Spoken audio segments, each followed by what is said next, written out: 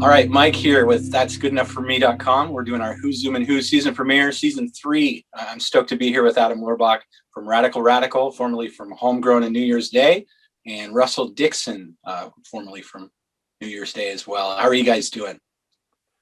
Doing good, man. Doing good. How about you? Well, this is airing on my birthday, so I'm going to pretend that it's my birthday during this entire interview and just be super stoked. But Nice. no, I'm happy. It's finally thinking about warming up in Nebraska. It will in the next month, so I'm on the up. Adam, I wanted to get started right away with your single that came out today, sure. March 5th, Misfit Toys. A fantastic song. Really, really like it. I wanted you to kind of elaborate on what the song's about, and then we'll dig a little bit deeper into the project as a whole. Oh, right on, man. Well, I'm glad you enjoyed it. And I'm glad you like the bass in it too. Oh, dude, yeah. And I like that. I'm happy to hear. I like that your file name even had like bass up, vocals up in the file metadata. I mean, how did that one start? That was I think probably there's a good majority of us who remember the Island of Misfit Toys from the classic, this Christmas. I forget what that one was called. It's like Rudolph the Red-Nosed Reindeer, where he goes kind of traveling with the young elf who wants to be a dentist. Mm-hmm. And there is just something about that story, because that was like stuff I watched when I was a kid, and that feeling of being on the outside looking in, like people have got some things in life figured out that you feel like you're just kind of you don't quite have it settled. And something about that resonated with me, that idea of like misfit toys, and in a sense of I'm there, but I don't necessarily feel like I chose to be there. And it was kind of like almost like an enlightenment for me to say like, oh, I'm in this space because of all kinds of things that happened to me in my life and choices I made, issues with conflict and sort of kind of come into a reckoning spot with it and going, oh, that's why I do this, or that's why I react this way. And I don't have to do that anymore. And it's kind of a song about sort of waking up to who you really are. That's great. Yeah. Now, when I interviewed you before, I was talking about just the songs that the clips of songs that I had heard, and I called it the signature homegrown drumming style, where the kicks are coming in just on the pickups of the rhythm guitar. You and Denny from 10 Foot Pole were like, oh, it's just drums. Like there's just drums back there. Russell, I wanted to talk to you about Adam's particular writing of drums, at least in a demo form, because I heard it New Year's Day as well early on.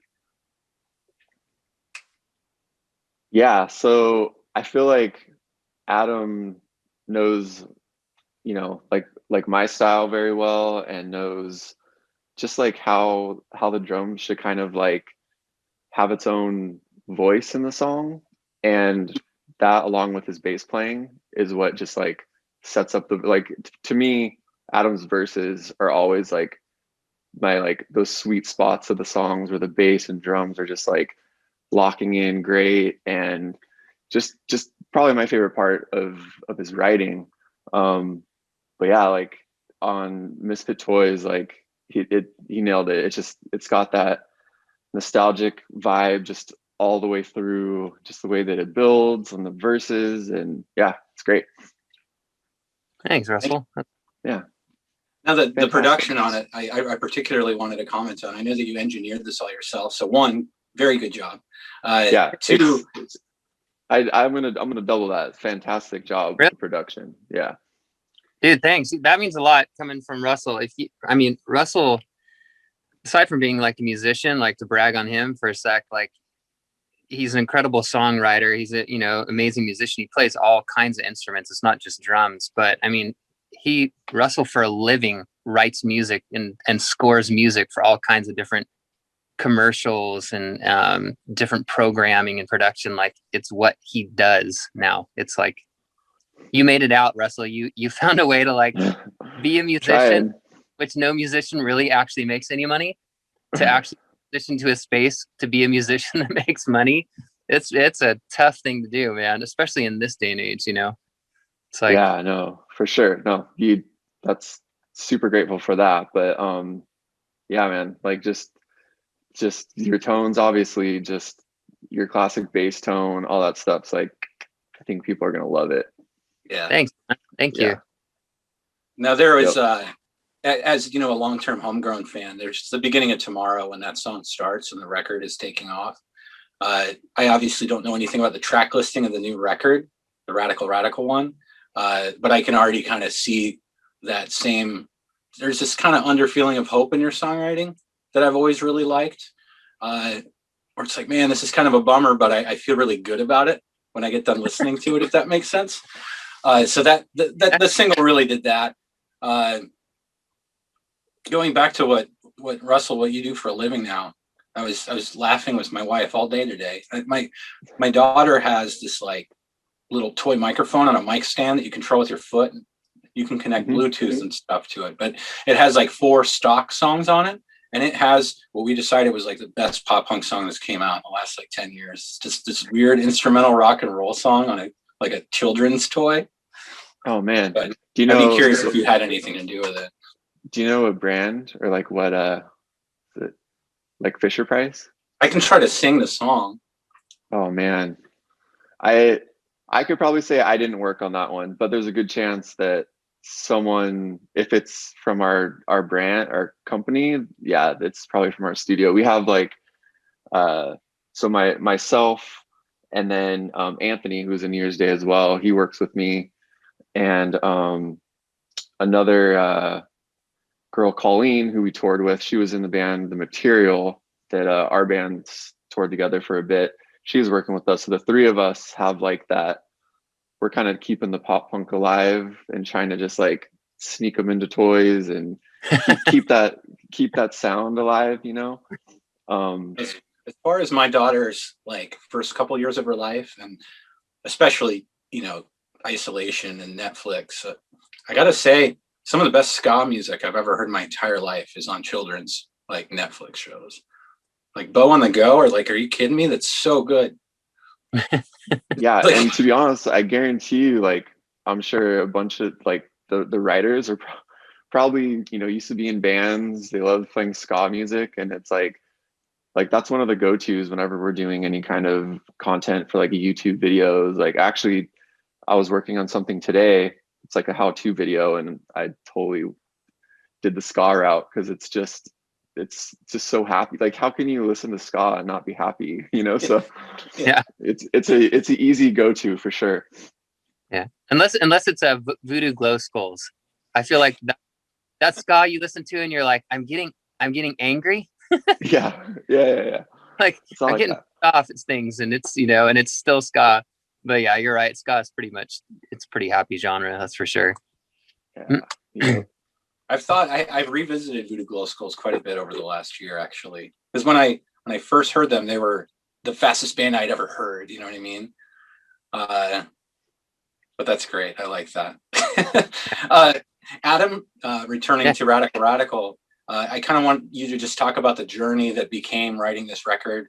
I know that you've talked about it being pretty deep, so I mean, just stay in your comfort zone here as to how far you want to dive into it. But I just wanted to talk about how the project came to be in the first place, and just kind of how the record slowly developed after. Yeah. It's interesting. There's when I turned 40, and it was a year for me of looking back, you know, sort of looking back on my life, whatever that middle age point is. I think for a lot of people, as I've talked to them, is a point where you sort of evaluate what you've done and kind of sort of take inventory of like who you are at this moment, and then also kind of looking forward, and all of that sort of converging in one moment can be pretty overwhelming. And I started kind of looking back on my life and some decisions I made, and you know, truthfully, you know, I've had a pretty darn good life. So it's not like, you know, you can always compare to someone else or whatever and say, oh, you've had it pretty good or whatever. I would say I was blessed in numerous ways, but there's a lot of things and a lot of patterns in my life I saw that were pretty I don't know. It's hard to describe. Almost like I was a coward unto myself, a coward unto like who I wanted to be, or opinions I wanted to express, or just sort of how I wanted to make decisions, how I handled relationships, how I handled when things didn't go well, I would run, different things like that. And I realized a lot of my decisions that I made in the past sort of led me to a point where I felt like I wasn't totally being myself, or not totally being honest with the world, in the sense of, no, I have some ideas on some things. I usually just want to go with the flow and do what everyone else wants to do. And when I realized that, I was like, gosh, that's depressing. Like, I felt like I'd lived a lot of my life on a sort of autopilot. And I got into a real dark space because of it. And I just felt like, man, I'm just figuring this stuff out. Like I'm finally asking the questions of why I do what I do, like in terms of why I react a certain way, why I handle getting angry this way, all these types of things. And I'm like, what a joke. I'm in my 40s just figuring this stuff out. And it got really dark, and I just got kind of hopeless. I'm like, man, this is like, I wasted it. I blew it and stuff. I got real hard on myself. I started looking, even my childhood pretty unkindly. And it was a long road to sort of come out and sort of stick with it and keep asking the questions why, and sort of unwinding and unlearning a lot of things that weren't true. And getting to a point where I started writing, poetry about it. Is kind of a therapy for me. Whatever songwriting is, like, I think for a lot of artists, it's therapeutic, right? It's like an expression of something within them. And for me, it wasn't even pop punk at that point. It was just, I don't feel totally comfortable talking with people about all these different things, but I feel comfortable enough to get out my phone, pull up the notepad and just start writing down thoughts. And those thoughts became lyrics. And then all of a sudden, looking back in my life and, the pop punk era with a sort of new lens and stuff like that, and just an appreciation as like an older man, like, that was a pretty sweet time. Like, that was a lot of fun. I really love that sound. I'm going back and listening to those bands. I'm trying to find new bands that are doing something I like with that sound. And I was like, I kind of want to do this again.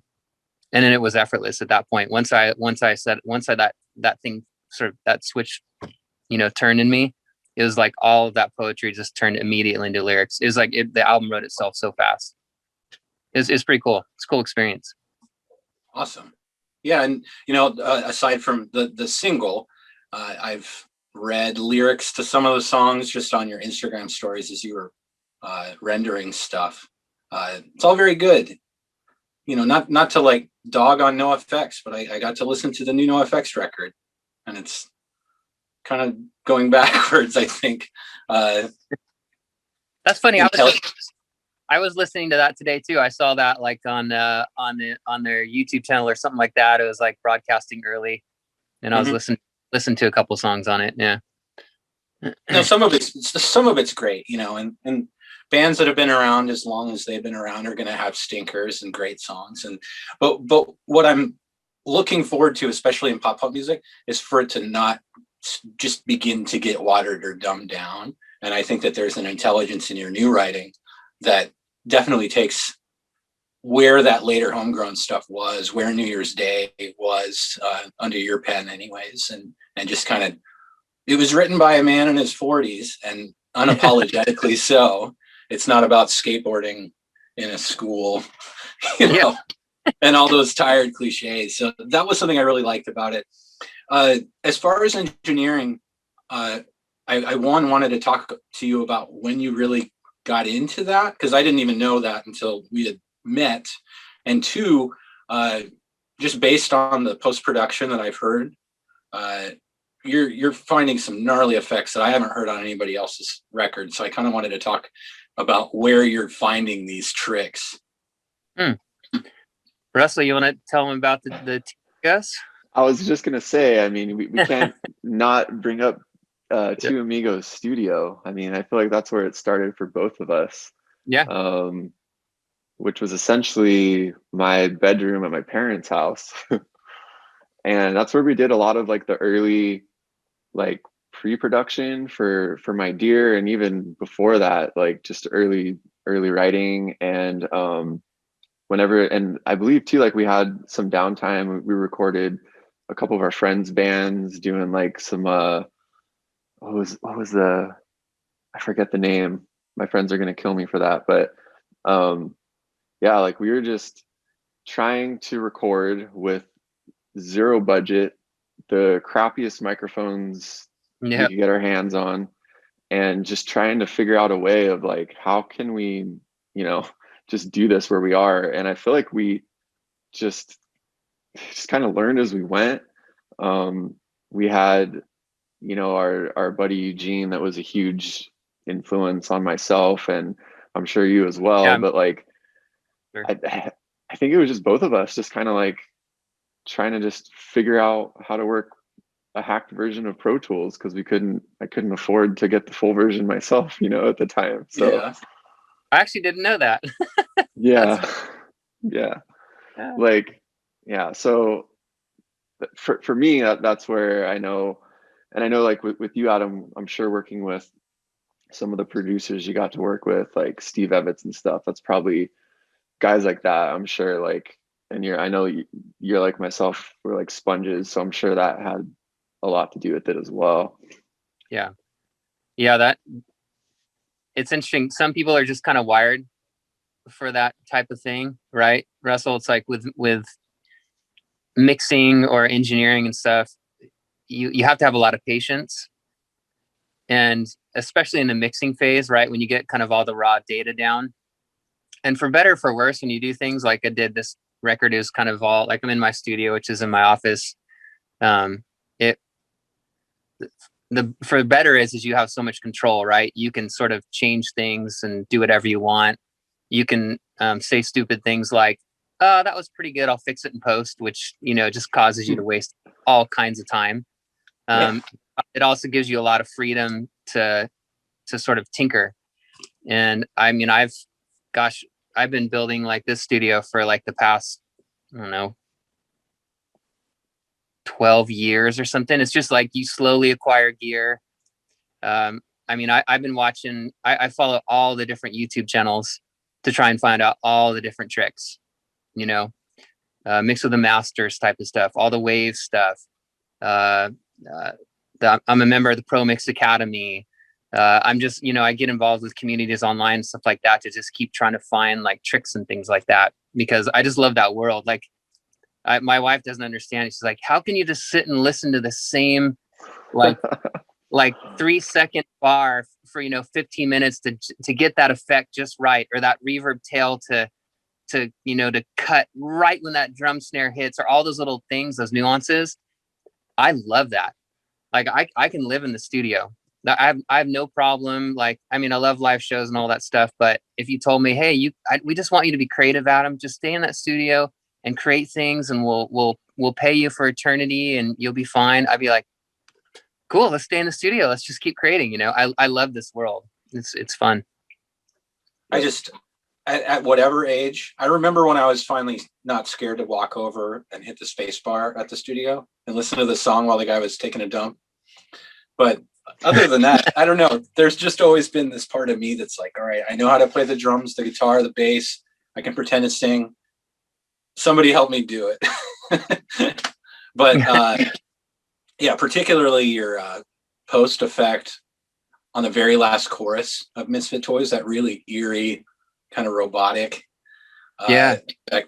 I mean, I haven't heard anything like that, especially in that type of music. So I was really impressed to hear it. Man, that idea came from, I had a video concept, and the video is going to come out. We're going to release it like a week and a half or 2 weeks after the single. Mm-hmm. I had this video concept in my head of what the song was going to be. And I can't give away, obviously I don't want to give away the video because it's pretty intense, but it was meaningful to the visuals of even what the video will be and how that plays out in that moment. And so I knew I want like a robot sound, and I want that robot sound to release. How do I get out of that? And how do I make that lo-fi so that when you get to the ending chorus, you have enough distance, that last chorus hopefully like punches you in the face, and there's like, I have all the Sound Toys plugins, and I was gonna say, yeah, like little altar boy or something like that, where you can do like a robot mode on it, where it kind of makes it phonic or something, and then you just sort of dial the knob and just sort of open it. It's all 100%, and then you just sort of open up the knob and bring it back to the original voice, which was also kind of sort of old school radio affected. But yeah, I love that stuff. Like for me, I have a really short attention span when it comes to music. So for me, I like there always has to be something different or something new introduced in every section. Yep. If I mean, I have ADHD, so it's like it's got to keep moving for me. So if you just copy paste things, like when my brain, like for me, I just hear that stuff, I'm like, nah, like I'm already going to the next song. But if you can keep adding some little ear candy for me, that inspires me, and so I try and write that way. Yeah, and the addition of the synth as well near the end, the same ideology. And I'm with you, and I think that one of the reasons that I'll say pop punk died is because of copy paste choruses, because of things like that, where you're through the bridge and you're like, all right, well, I got 2 more choruses, or I can just skip to the next song because I know it's going to happen. It's going to happen. Yeah. And I'm glad that you brought up the old AM radio effect, because when it came out, when it became popularized in pop punk music, it was a sweet thing. But then it just became what you do to the vocals on the last chorus before it repeats, Yeah. And yep. And so I'm happy you brought that up, because I actually said to myself, I was like, oh, not to get like super literal about the word the future, but it was like, oh, he even rewrote the idea of the AM filter, but made it from the future. So I love it. Right on, man. I've seen some of the teasers from your video, so I have kind of an idea, but I won't talk about it right now. Yeah. Yes. Now, as far as I'm excited for it. I'm really excited for it. Thanks. Now, Russell, I had made fun of Adam about using fake drums on the record, and I was kind of harsh about it.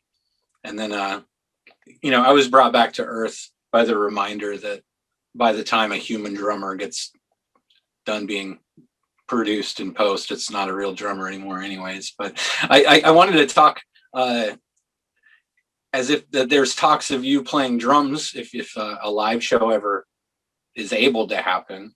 How do you feel about playing along to that?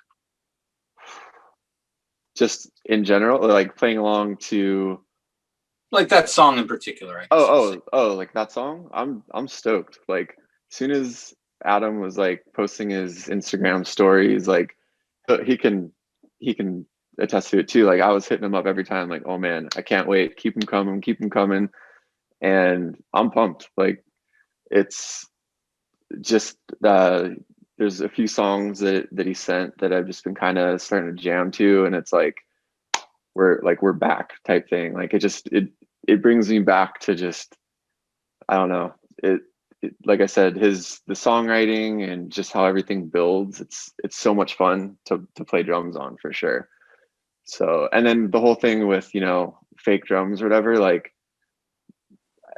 I don't feel that like with it. Like it's the way that it's done, like I couldn't even, I don't know who could really even tell at this point. Like it's done really well, and I think everyone's gonna be stoked.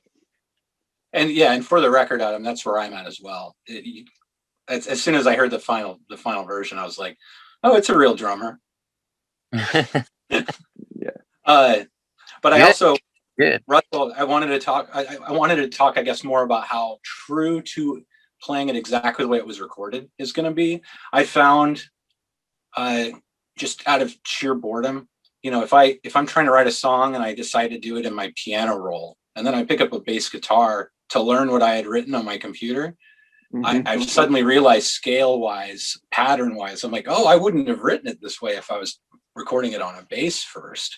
And then going back and learning how to play it the right way ends up being super interesting. And I think kind of really good on me as a musician, because I have to learn something a little bit more out of my box.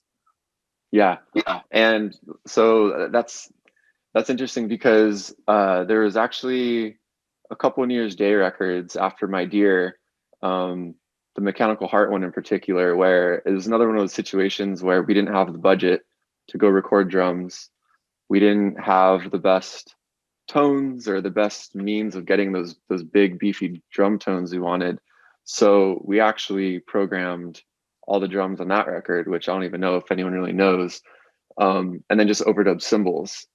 And that was the kind of situation where, I program the drums one way, and then when I get into the studio to actually start jamming it out, it's like, oh man, I don't know if I should have done it that way. And you just kind of play naturally. And honestly, like, just with like my style and with a lot of the, different songs we've had, like, I don't even know if I play the song the same way every time already. So, taking those songs that Adam did and just kind of like obviously playing them how they're supposed to be played, but I'm sure there's certain accents, certain fills I could throw in to kind of like, kind of maybe this will work today, or but yeah, I'm stoked. It's gonna be good.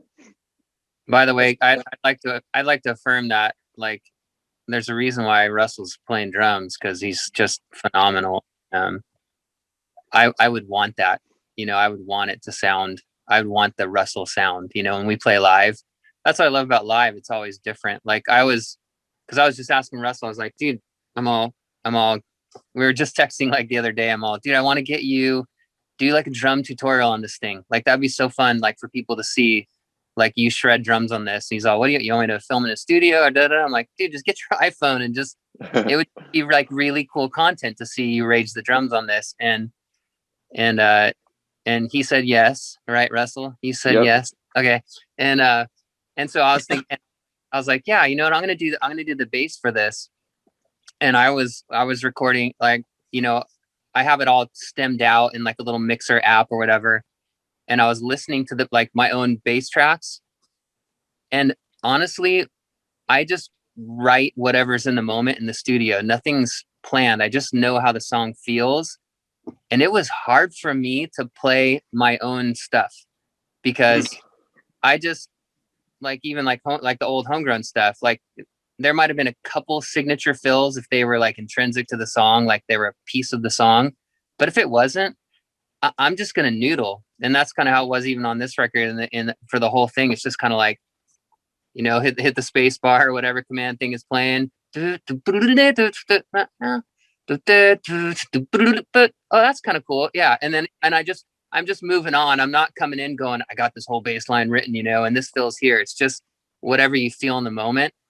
So it's hard to go back and, like, I'm going to do it, but I'm having a hard time doing my own bass lines. I'm like, and you're going to have to sing on top of it too. There's like, there's some, one of the tracks you sent me, I'm just like, good luck playing that in the verse and singing over it, Adam. That's a gnarly bass line to be trying to sing over, but I know you will. And yeah, and I think that's kind of like an interesting thing to bring up as well. Like, thinking back, I feel like there was maybe only one record that I recorded on with New Year's Day where the songs were created in, like, playing live in the studio, like, or jamming as a band, where I feel like with My Dear, everything after that, like, so much of it was created in the box in Pro Tools as you're going part to part. And then once it's recorded, bringing it to the rehearsal space and jamming it out. So it's like, I don't know if that's something, I feel like for me, just kind of picking up off working with Adam over the years, like, that kind of how I approach it. But it's interesting, and to me it's fun. Like, my favorite part is like, okay, well, we recorded the song, now let's go figure out how the heck we're going to pull it off live. Yeah. Like, Yeah. And we do, but it's part of the fun. Yeah. That's great. And, I ironic enough about, all of my complaints or woes about fake drums and stuff like that is the direction that New Year's Day continued to steer after your departures isn't a genre where literally that's how the drums are always made. I mean, if you're talking like super dark heavy metal, like, the drummers in those bands, the guy from Lamb of God hasn't touched his drum set in the studio in a long time. He just learns how to play what Mr. Computer writes. So I did kind of want to touch on that a little bit, Adam. I kind of laughed about this just as a father, right? So I listened to some of the brand new New Year's Day stuff. I think it came out last year, and one accompanied a music video. And Ash is a badass. Obviously, she like rips a guy's head off and like carries a decapitated head and throws it at this pimp and does like a pole dance and sings the chorus. And I thought, oh, this is so funny. I like can't let my child watch this. She's taken it so metal and so dark. So I just kind of wanted to touch on where the darkness was when My Dear came out, because it was there. There was some edginess. There were some jokes about guillotines. The music video. Do you have to, hide the name New Year's Day from your children so that they don't find this new stuff? Well, oh man. Yeah, I mean, Russell, you can obviously speak to this. You're with New Year's Day longer than I was, but she's an incredible front woman, right? It's no doubt she captures your attention. So whatever that, there's just some people kind of have that star power sort of thing. Like whatever that is, it's just sort of, there's something that's attractive about them that just goes, wow, you've got this thing. I want to watch you or whatever. Like she's got it. She's got that star power. But yeah, you're right. Like as a dad, and I got 3 boys and stuff, I got to monitor things, and, like even in this new, like, I'm not going to be swearing, that's even, I'll say this and we'll get back to the New Year's Day thing, but even as like, it'll be an interesting thing. The potential of like homegrown reunion and those type of things, and I don't totally have this figured out, but for me, even those type of things, because how we were, a lot of our shtick and different things like that there was a lot of crassness to it, right? Just kind of how you were younger, yeah. And how I can reconcile that, as a father, man of faith, and like how I can go back and do that. Cause I do desire to do that, but do that in a way that sort of honors where I'm at in life now and honors, myself as a father and stuff. And that will be interesting. But yeah, I love what she's doing. I respect, the direction she went, and she's always kind of had that right, Russell, that's yep. A dark side to her. And I think it's just become more expressed in how she wants to express it. But it was always kind of there, like even in the early, right, the days of yep. the song there and stuff, Russell, like she always kind of, we were kind of poppier side on it. And mm-hmm. she would sort of pull the pendulum to the sort of that more dark sound. Yeah. And I feel like in the beginning too, like, a lot, like, I don't know if we were ready to go that dark, where like Ashley was ready from day one, but I think we kind of like collectively as a band, we're kind of like holding back the darkness a bit. And then obviously each record, and obviously like the record labels at the time too wanted those like pop rock songs rather than like these like super heavy dark songs. But so then once the stuff with the label changed, she kind of had more freedom to just kind of really do what she wanted to do. Then we just kind of gradually got darker and darker and darker and darker. And honestly, like it was fun. It was put me in a side of songwriting that it took me out of my comfort zone with just like chord progressions and tunings. Like by the last record I was a part of, we were playing stuff in like drop A on 7 strings and stuff that like I would have never even thought about when I was, jamming along to Blink back in the day. So like it was definitely different. But it was something that kind of helped me grow as like a songwriter and a musician, and just kind of opened my eyes to be a little more, understanding. The one thing, like, I never crossed the double bass realm. Like that was always my, I don't know why, it's been my thing. Like I just prefer like single kick. So that was always like a battle. Like they're like, man, we just need like some crazy double bass here. And I'm just like, I don't want to do crazy double bass here. I just want to do my thing. So like, there's like those kind of little things, but I held strong with that one. But yeah, man, like they're killing it, and they're still, like that. I think she's doing exactly like what she was meant to do from day one. It's just, it's taken her that little bit, just kind of let all the darkness out. Yeah, and it's like, fun. It's fun too. Like full bore screams on this newer song.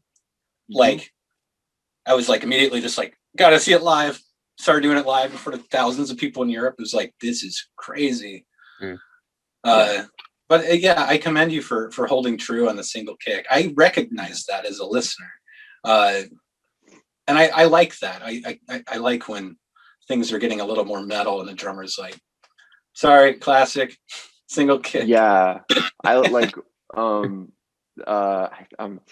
terrible with names, but the drummer for Every Time I Die was like, he always, I feel like, just nailed it. Like whenever they'd have breakdowns or parts where it's like you would just be expecting this like gnarly double bass, he would just find that pocket with the single kick. And like I love that kind of stuff because it's like sometimes a song doesn't need it to be like blast beat double bass, you know, it could still have like a simple groove. And yeah, so and Vic, I'm gonna butcher the name, but Victim to Villains, the New Year's Day record, did you play during that I did era? And okay, yeah, and that one was that was really fun because that was probably the only of the records where we wrote a lot of those songs in the studio. Like we actually jammed them out full band, you know, like we all brought some ideas at one point, but Eric Ron produced it, and he brought a lot out of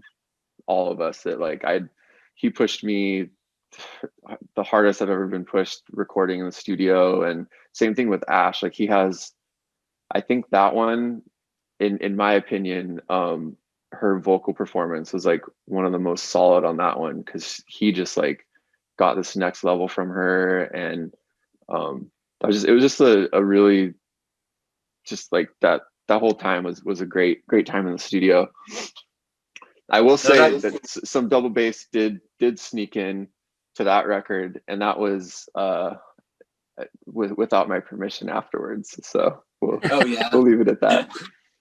And I've done that to a drummer before. And when we played it live, I faked it. So yeah, so that was my, you know, stab right back at him. So there's a song on that record where she's chanting "kill, kill, kill," and there's like a chainsaw solo. Like, yeah, that song is incredible. I listen to that song all the time, and your drums are just perfect on that song. Just that one, like that was one of my. So I want to say I might have done all the music for that one. Like as far as writing, that was one of my my favorite ones. Probably one of my favorite songs that I like contributed with New Year's Day. But yeah, like it was one of those ones where we never really had a bridge. We never knew what we were going to do. Like a guitar solo just seemed kind of cliche, and I don't even know how the idea came up, but like someone said chainsaw solo and it just worked. And then like live when we were on Warped Tour that summer, we had one of our stage guys had this like really creepy Mickey head with like a bloodied up like butcher's apron, and would run out with a chainsaw on the stage. And like, no joke, every time, like if someone wasn't stopping to watch us, like the crowd just like doubled, because they're like, what is going on with this? And we made sure we like turned the chainsaw like full blast in the track, so it just like you know something's going on that side of it. And I don't know, that was a cool one for sure. That's awesome. I don't know what it was called. And you gave the chainsaw guy, you ended up giving him a couple extra cans of water for doing that, right? Oh yeah. There was a couple times he literally almost like passed out on the stage, like in the 120 degree Phoenix heat. Yeah, he's like, stop Yahoo! I don't want any more Yahoo. Yeah. Get this man some processed chocolate milk. Yeah. I wanted to rewind back to this is some of the first video footage that I saw on MySpace when you guys announced the New Year's Day project. And Russell, you were playing the fill to "You'll Only Make It Worse." And Adam kept pointing to a sign that said like 1-800-JOSH-FREEZE. Fan of. But that drum fill for me was I think a lot about what pop punk drummers were doing at that time. And I think the drummer from Motion City, I think, was a big influence on everybody back then. Yeah. Just an incredible drummer. The guy from All Time Low, I put All Time Low on my like top 10 releases of last year, and just mentioned the drummer is in the back, like being untouchable, and nobody notices or cares. But that feel from that song, I'm happy that you spent so much time to play it that way. Yeah, I remember. There's certain times in the studio where a part like that, like you just start spinning, right? Like just, oh, I can't get it. And it's frustrating just not being able to do that. But then to look into the control room and see your band members hold signs that say like 1-800 Josh Freeze, or that was a stinker with like a piece of poo, or like something else. It's just like, oh, I remember getting so frustrated and like probably threw a couple pairs of drumsticks across the room. You did. Yeah, you did. Yeah. But man, that was a really, really fun tracking too for drums. I think we did it at the at Hard Drive Studios, where I want to say they did all the drums for Bleed American, the Jimmy World one. Yeah. I could be wrong on that. I'm pretty sure that's where they did drums there. And yeah, that whole session was great, especially with the commentary from Adam and Keith in the control room. I think that's where I got the grabber bass. Was that where I first got to use the Gibson grabber, which I'll never, is like, you can't pull me off of a Fender P bass and then, a Fender Jazz, if that tone is the right, for the song or whatever. For me, that mid-range grit is just, there's nothing like it. And then I picked up a Gibson grabber and I went, oh, there's something like it. And it's got a ton of low end, like an Ernie ball. I really, really love this bass guitar. And I've actually researched since, trying to like find it, whatever. And I've found it. And the darn thing's like $4,500 or $5 grand. It's so expensive. I'm just like, time for that. Yep. No, returning back to bass, let's talk about how silly the whole Ernie ball bass craze was, because those things still sound really funny. I mean, it's hard to talk trash on it because I have too many friends who love it. But do they know how to play it without hitting the pickup every second? Yeah. Okay, there's something about the Ernie ball that there's a scoop sound, right? It has a lot of low end, which is great. And when you put brand new strings on an Ernie ball, it's like that same, for me, it's like that same feeling you get when you're mixing or whatever, and you start compressing a track and you're like, it sounds so good and loud and awesome. And then after you listen to it a while, you're like, sounds like it has no life and it actually sounds worse. I need to stop like compressing and limiting my song, Like, I feel like the Ernie ball is kind of like that. It's like, this sounds so great. And then you keep hearing it for a while and you're like, there's no mid-range in this. It's low and really, really crisp.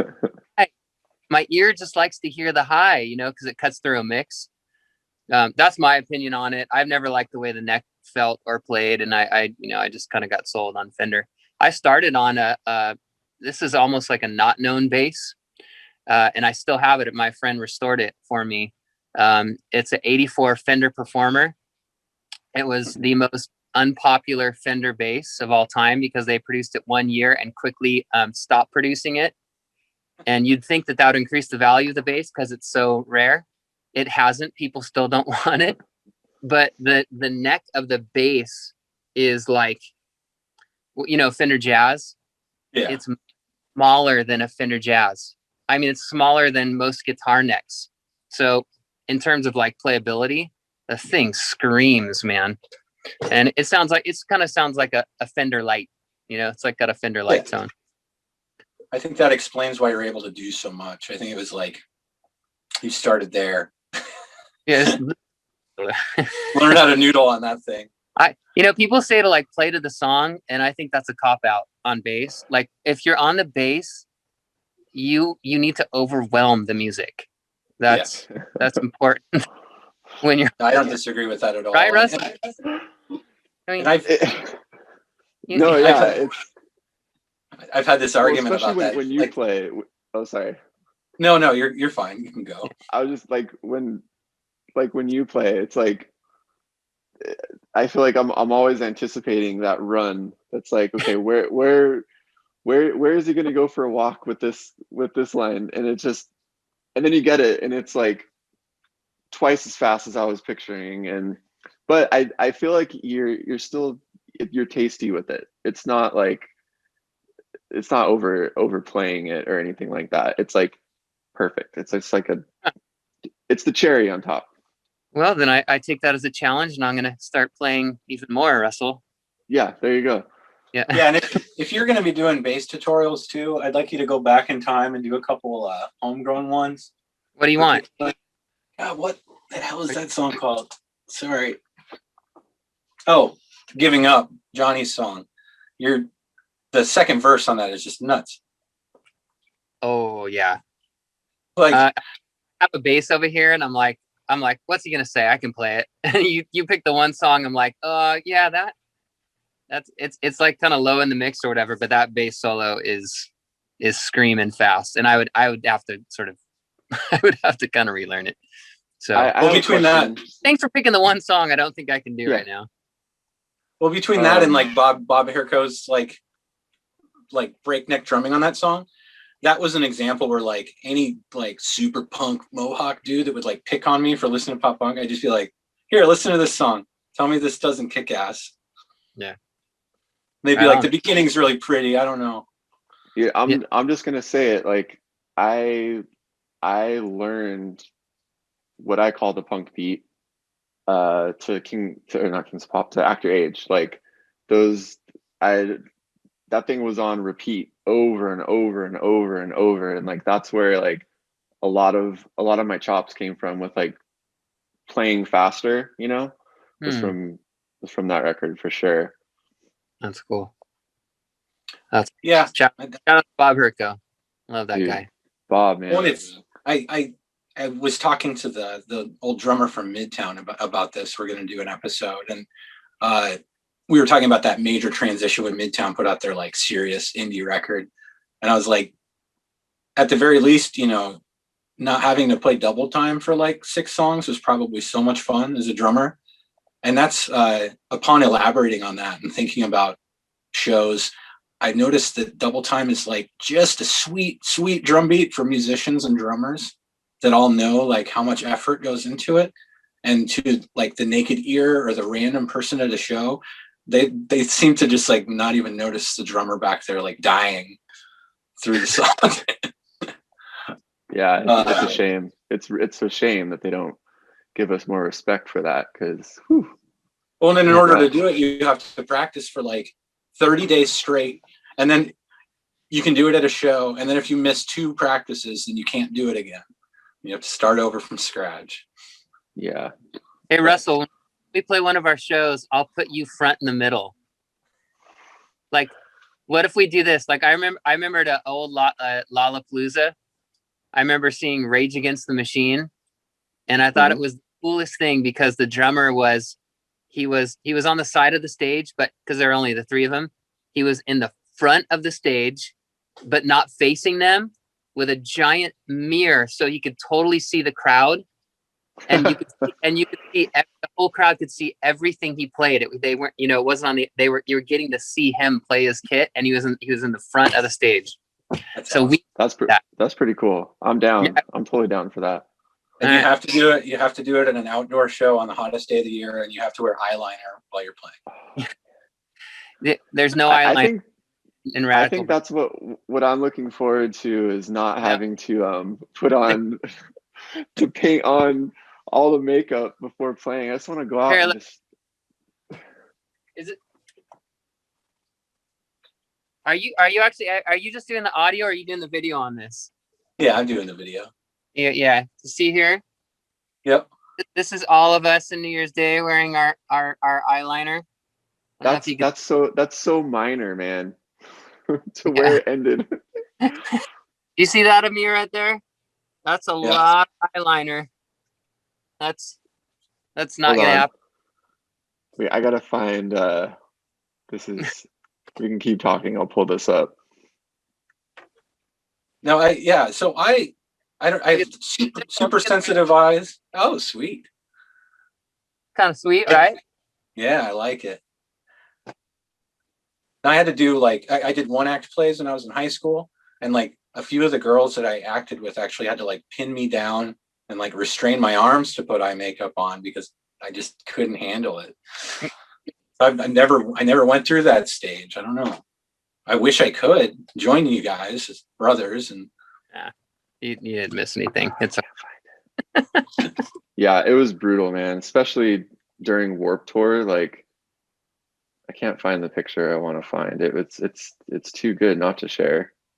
I mean, I was just gonna put it on the screen. I'll put it on the screen and post, right? And I know it's the one where you're like, you look sad.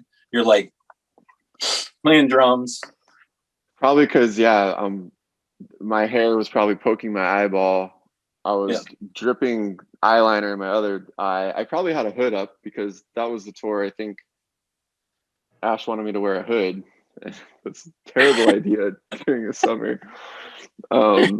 This summer, you're going to be a druid. Yeah. And the argument was always like, man, like Gerard Way would go up there with a leather jacket, and I'm like, yeah, I'm not Gerard Way. Like I'm not at that level. Like let me just go up there and just play. But yeah. To each their own. Now, I did want to touch on the Last Scene documentary. I got to do a Zoom with that guy and talk about pop punk music. I noticed he had stitched together a conversation that he had with John and a conversation he had with you about the potential of Homegrown getting together. Is this just Hollywood magic? Because it seemed kind of inevitable from the video. I didn't know. I was surprised to see that too, because I didn't know what the interview with John was like. I know I just got asked, I think he asked John first and then he asked me, and I was happy to do that, to be a part of. I loved his vision for it. I think we're all waiting to see it, right? I'm like, come on, I want to see this thing. But going back to you talking about the negatives of mixing your own record. When him and I talked, he was like, I'm so scared that I'm going to take 15 years to put this out. Well, the bench is so deep, he's really done his homework on it. I think it'll be a pretty incredible, sort of documentary at that time. I'm excited to see it. And, my hat's off to him for putting in all the hard work and making all those connections. I think it'll be worth it. I see it happening, and it's a pretty funny thing. I mean, it's like true homegrown style. We always like it. A lot of what we do is like hyperbole, and big talk, and like our records, Kings of Pop, and all these type of things. It's sort of wired in us, in our humor and stuff, and even the way that we flirt with the idea of getting back together. I'm a little buried right now in the radical stuff, and like sort of getting that launched this year, but I think it could be a lot of fun. And I think it could be probably kind of, a meaningful experience for all of us as a band. And it'll probably just take someone to actually just sort of take that step, maybe it'll be me, but to actually sort of go like, hey, we keep talking about this. Probably all of us, honestly, because we all still play music. Like we're all like, John does the Strokes cover band. Members, they do like other cover band stuff, metal cover bands. So all the chops are all high.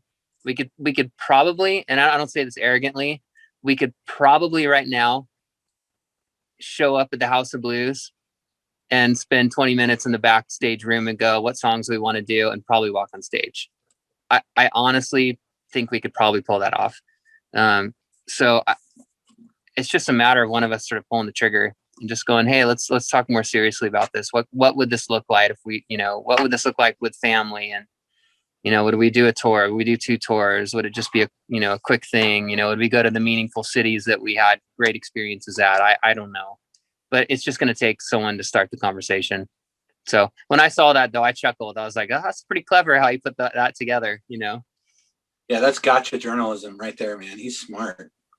Yeah, it's good. Creates a buzz, man. It's good. I was pumped to see that, like, because I feel like every time I see Adam, I'll just kind of like just give a little jab, like, hey, you know, you Yeah. guys should probably just do it. Like, let's just make it happen, you know, like it's gonna happen eventually. Like, let's just do it now. Why don't you guys just go for it? Like, I'm excited for that moment. I'm not speaking for Adam, but I feel like it's gonna happen. I can't wait for that. It's gonna be good. It's gonna take a lot more work for some of us to find our way to Orange County to go to this show or those shows. So, you know, that's why I'm so critical of it. And you can probably, I mean, I can have the conversation for you where you're like, hey, you know, some of us are dads now. Maybe we should only play SFLB just 13 times, you know. Yeah. But I don't know. If you played music as long as you guys did during the time that you did, it's obvious that there's going to be some shtick and some humor that doesn't age very well. But I don't know. I don't think anybody really. those, like I said, those will have to be the conversations we have, you know, as we get a little deeper into the woods and all that stuff. I don't think it's not an overly complicated conversation, but it's just something to sort of figure out, you know, what's appropriate or whatever, that type of stuff. But yeah, we'll see. I'm just trying to get you to talk about it enough so that I can cut out little increments of it. Yeah. and outdo him. Yeah. But no, let's talk about, I guess, what's next on the agenda for the Radical record. Obviously, things like shows are a little bit more up in the air. But do you have a projection as to when the album's going to come out? The single's out today, the 5th. Yeah. The video's coming a few weeks after that. Yeah. So single, yeah, would be out today, and then I have a alternate version of it, which is like a 80s synthwave with like an actual video that was made from a guy on Instagram. His name's Justin Fowler. He's a kind of an old friend, and he does a lot of like video stuff, and he's way into like the 80s and 80s synth. Got an 8-bit version of the song that's made, and he's actually working with a video game developer to make like a Misfits toy potential video game, which is cool. And so it'll be, yeah, the single today, and then I'll probably do like a video viewing type thing, video premiere on YouTube about a week and a half, 2 weeks after that, and then get together so we can talk on YouTube, and then maybe bring it back to like Instagram Live so we can have like a sort of live face-to-face conversation about the video and the experience and stuff like that. From there, I think I'll probably want to do like the next single. Russ already has it, a song called Coyote and Headlights, and probably put that out a couple months. And then I'd kind of want to sort of assess from there, like how it's being received. And maybe even if there's like potentially label interest that works in a relationship that would be helpful. And if I'd want to go that direction or not, if someone would even want to go in that direction with me. So, cause the album's written, there's 11 songs. I mean, it's done. Like I'm sitting on a done record right now, but you know, in today's, I only got 3 of those. So can you just, you know, got the one.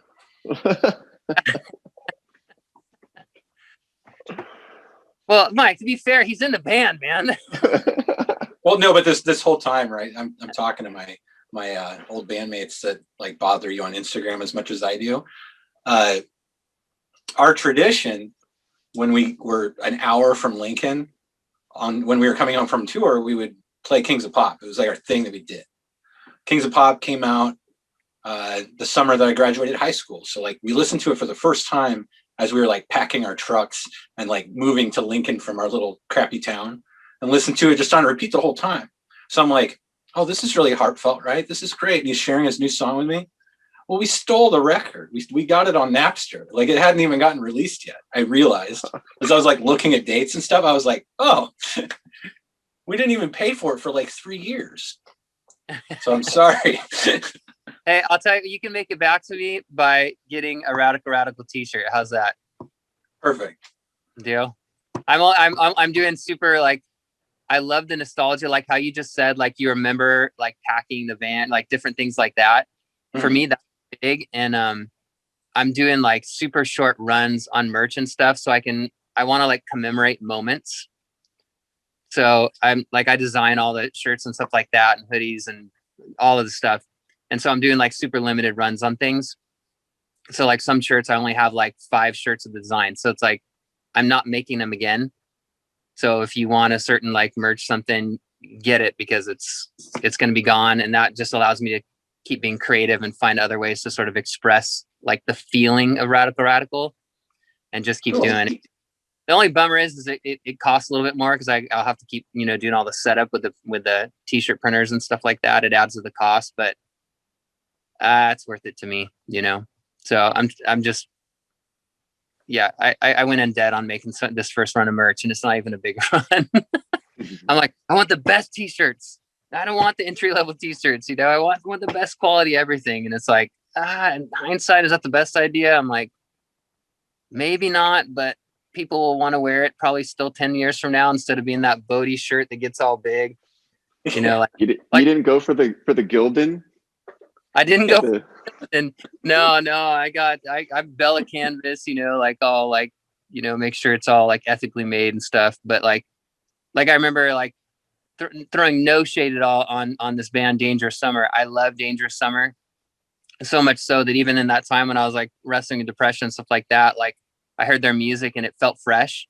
Kind of had this like pop punk sort of emo, pretty raw, introspective type lyrics and stuff. I'm like, I like what this guy's about. I like what this band's about. And so I went, and they said something about supporting bands during like COVID. It's kind of hard. I'm like, yeah, I'm going to get a t-shirt. I like what they're doing. And I get the t-shirt. It's like a beautiful yellow Kiljan t-shirt or whatever. I'm like, this is cool.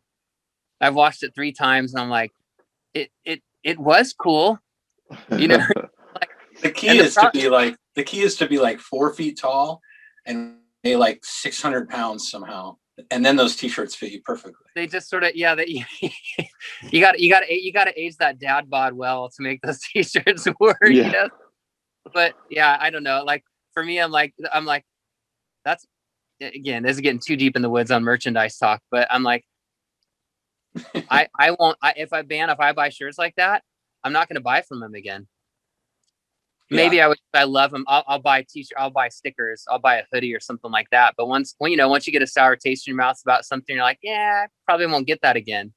It's like, I'd rather just leave like the best first impression, not make as much money, but it's like, yeah, I'll get that again because I know it's good, But again, no shade on them. They're a fantastic band. I still rock the shirt. It doesn't fit as well as it did, You just got to eat. All right. Well, I wanted to thank you guys both for joining me tonight. I really appreciate your time. I'm looking forward to the new music and continuing to enjoy the old. And so thanks to both of you. Absolutely. Yeah. Thanks for having us on, man. And happy birthday. Thank you. Happy birthday. Thanks. Happy birthday. That's right. Cool. What's your birthday request, man? What do you want? What's my what? What do you want? What can we do for you? It's your birthday. Oh, I don't know. I have everything I've ever wanted in my life.